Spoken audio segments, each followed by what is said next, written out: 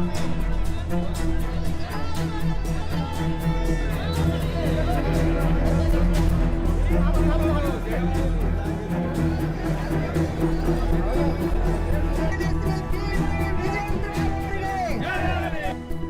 ruling Congress and the opposition BJP hit the streets today, both protesting against each other over price hikes by the state and the centre.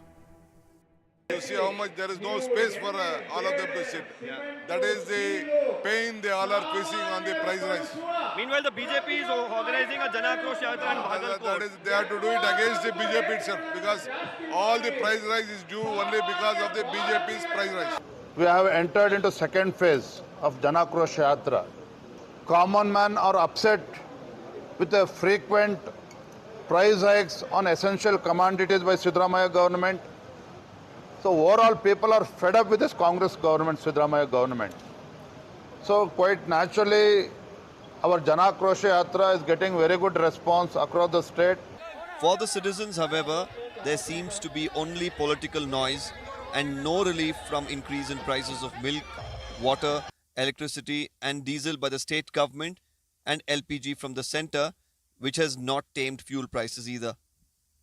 We are giving strength to poor people by implementing all the guarantees. We have earmarked 51,000 crores of rupees for implementing of this guarantees.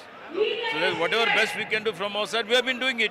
It's protest versus protest here in Karnataka over rising prices. In Bengaluru's Freedom Park, you're looking at the Congress party, led by the Chief Minister and the Deputy Chief Minister, holding this massive protest. They're saying that the centre is responsible for increase in prices of LPG, prices of fuel. Meanwhile, in Bhagalpur in Karnataka, another leg of the Jan Akrosh Yatra by the BJP continues. That is against the price rise being done by the state government.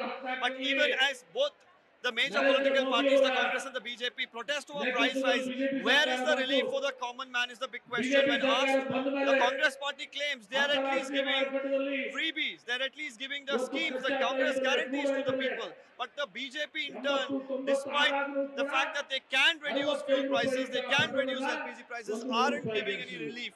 Now, while politically these two parties battle it out, in the near future, will there be any relief for the common man is the big question that comes up. With me, the journalist Alphonse, this is Deepak Bopana for NDTV.